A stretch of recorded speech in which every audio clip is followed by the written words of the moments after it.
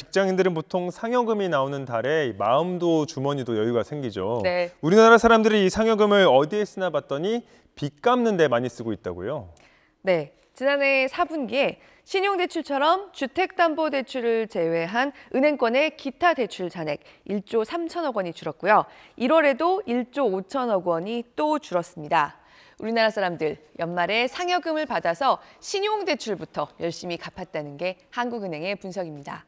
저축은행이나 새마을금고 같은 비은행권의 금리가 좀 더 높은 대출도 5조 8천억 원 규모로 감소했습니다. 이거는 비수도권 부동산 경기가 계속 회복되지 못하고 있는 영향이 큰 걸로 보이고요. 1월까지도 이 분위기는 이어졌습니다. 사실 우리나라 가계빚 규모가 너무 커서 원금과 이자를 갚아야 하는 부담 때문에 소비로 돈이 흘러들지 못하고 이게 지금 우리 경제의 가장 큰 문제로 꼽히는 내수 부진으로 이어지고 있기는 합니다.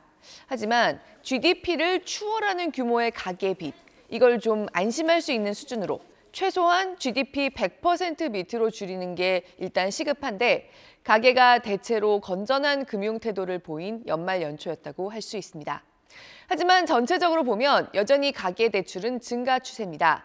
지난해 금융권 가계대출 연간 11조 5천억 원 규모로 늘어났습니다.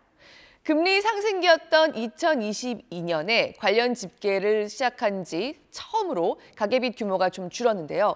1년 만에 다시 증가세로 돌아선 겁니다. 천천히 늘고 있기는 합니다. 아예 감소가 나타났던 22년을 제외하면 집계가 시작된 이래 가장 낮은 수준의 증가폭을 보이긴 했습니다. 하지만 늘어난 건 늘어난 거죠.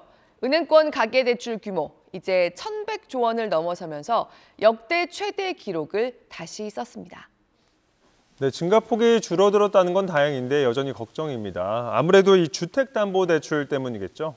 네, 주택담보대출입니다. 지난해에도 주택담보대출은 51조 6천억 원이나 늘어나면서 다른 모든 대출이 꽤 줄어들었음에도 불구하고 결국 가계대출 전체 잔액이 늘어나는 모습을 보인 겁니다.